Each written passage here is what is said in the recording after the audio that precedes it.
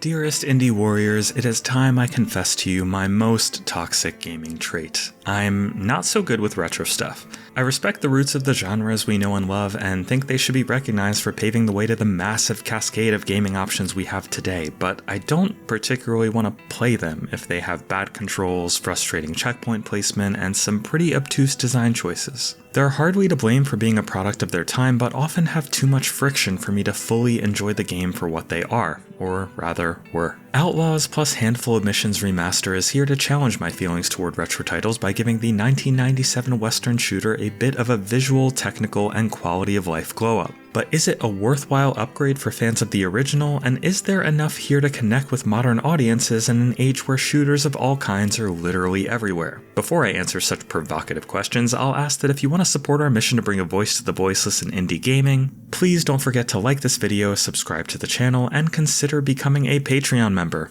Our Patreon perks include early access to the weekly Dream Drop and podcast, an invite to our incredibly wholesome indie game community Discord, and a brand new perk in the form of the Patreon panel, where we take a chunk of the weekly podcast to answer whatever questions are on your mind. Your new indie gaming community is waiting for you. For those unfamiliar with the original Outlaws like I was, this is a first-person shooter taking place in the Wild West that was originally developed and published by LucasArts and released in 1997. While first-person shooters weren't anything new at this point in time, Outlaws is often credited for being the first of its kind to introduce a sniper zoom and gun reloading mechanics. Handful of Missions, meanwhile, is the name of the free expansion that released about a year after the original and is included with this remaster as a separate set of missions from the main campaign that can be selected from the main menu in any order. Given the history around Outlaws, it's unsurprising that it became a candidate for remaster by Night Dive Studios, a developer now well respected for bringing forth remasters of older titles that update them on a technical front while keeping the core design and aesthetic intact. Night Dive has previously taken on modern remasters of the System Shock franchise, Turok franchise, The Thing, and many others, so let's see how the update of Outlaws fares. Given that this is a remaster and thus isn't meant to compete with modern titles in the genre, I'm going to tackle this review from two perspectives. First, for returning fans itching to see if this remaster faithfully updates the classic title they love, and second, for new players like myself who would be playing Outlaws without the benefit of nostalgia. So, let's get into it. First, for the returning players, you'll be happy to know that Outlaws not only runs fantastically and comes with support for resolutions up to 4K and frame rates up to 120 frames per second, but also runs great on the Steam Deck with nary a frame drop in sight and has full gamepad support with remappable controls. I switched back and forth between the gamepad and keyboard and mouse during my review period and ultimately found the gamepad controls to be responsive and very playable, even if the keyboard and mouse was definitely my preferred way to go. There are plenty of customizable options for input here, though I was a bit frustrated that I kept having to repeatedly remap my controls, as gamepad mappings would overwrite keyboard mappings. Probably not an issue you'll face if you stick to one or the other though. As a nice bonus that I certainly appreciate, this remaster supports ultra-wide resolutions, as I was able to play it on a 32:9 monitor with absolutely none of the cropping or stretching issues that can often come up when games are not supported. The game's cutscenes are presented in uncompressed high resolution, and though they admittedly still look quite blurry at times, it's easier now to appreciate the expressive artwork for what it is. Many of the updated in-game visuals were carefully recreated using the original art, and do indeed make the game look significantly sharper, if not without some drawbacks. When viewed through a modern lens, Outlaws plus Handful of Missions Remaster looks nowhere close to the visual fidelity of a modern shooter, and it's not trying to. But the remastered graphics can be toggled on and off in the settings menu, and playing the game both ways revealed to me that while the remastered assets are certainly of higher fidelity, they arguably put the game in a strange visual limbo where the sharper look highlights just how bland and boring the environments are. So much of Outlaws is very, very gray and brown, and I personally found the updated art to look a little bit jarring at times. Sharper for sure, but still blurry and drab in an arguably more noticeable way.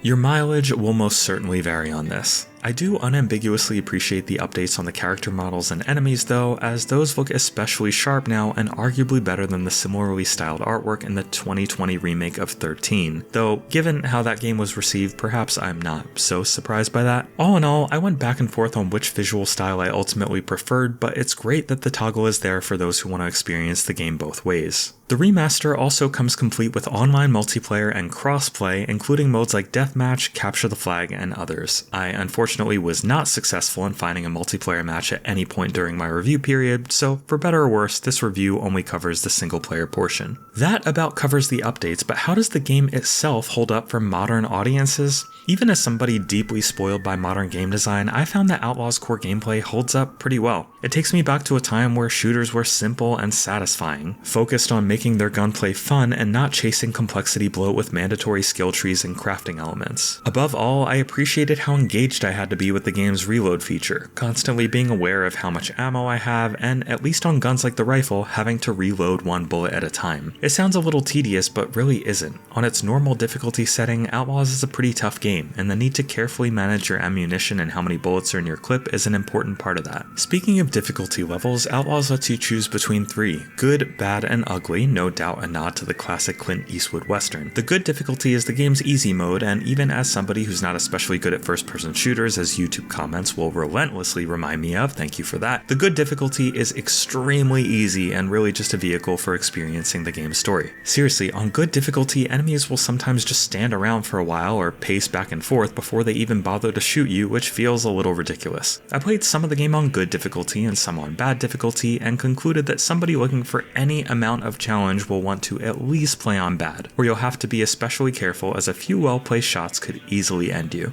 Bad difficulty does, however, highlight some issues that modern audiences will want to be aware of. For one, the game seemingly never autosaves, so if you forget to manually save, prepare to do a whole lot of retreading the same ground if you die, even down to having to load a prior mission. Given that you can save anywhere, I don't see this as much of an issue, just something to be aware of. Save early, save often. Where this can become a problem is in some of the game's more annoying instant death scenarios, which are especially prevalent in cases where you're shooting at an outlaw whose death will trigger the end level cutscene. These fights require some incredibly fast reflexes not to die instantly, and if you occasionally forget to manually save like I do, you will really hate yourself in that moment. Additionally, I found the hit detection to be problematic at times, mostly when enemies were standing on stairs or at a different elevation than I was. In one especially egregious case, I shot an enemy multiple times point blank, and yet seemingly because of some funkiness with the hit detection around level geometry, I completely missed and he shot me dead. It's not a constant issue by any means, but a very annoying one when it does come up. One element of Outlaws that surprised me for the better is that the story is actually pretty interesting, putting you in the boots of ex-Marshal James Anderson, who's on a streak of revenge after outlaws kill his wife and kidnap his daughter.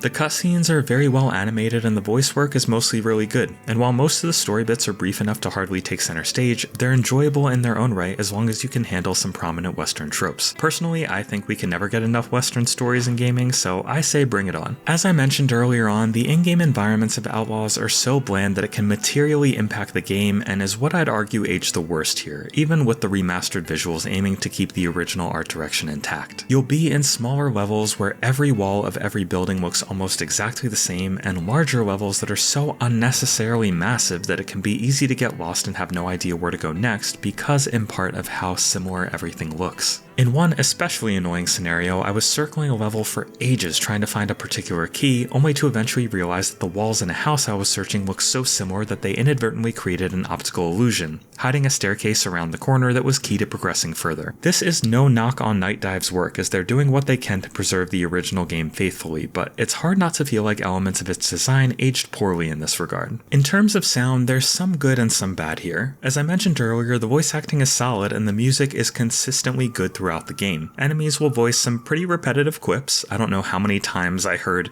"Where are you, Marshall?" But it surely must have been hundreds, and yet that kind of added to the charm rather than annoying me. What was a bummer is that some of the sound effects could have really used some updating, as certain explosions in particular sound really awful and distorted, but it doesn't happen often enough to be a huge deal. In the end, Outlaws plus Handful of Missions Remaster pleasantly surprised me, with solid gunplay free from some of the more annoying trappings of modern shooters. There's a drabness to its environments and some outdated design that can make it feel tedious at times, but given that the game is almost 30 years old, you'd be silly not to expect some measure of that going in. While certain elements of the game's sound design and hit detection issues could have used some further polish, overall Night Dive has done a nice job in updating this classic with some modern features, and those who are interested in re-experiencing it or playing it for the first time may find a lot to like. On our rating scale ranging from the abysmal Indie Krampus all the way up to the exceptional Golden Genie Lamp of Approval, Outlaws plus Handful of Missions Remaster earns itself the Bronze Genie Lamp of Approval.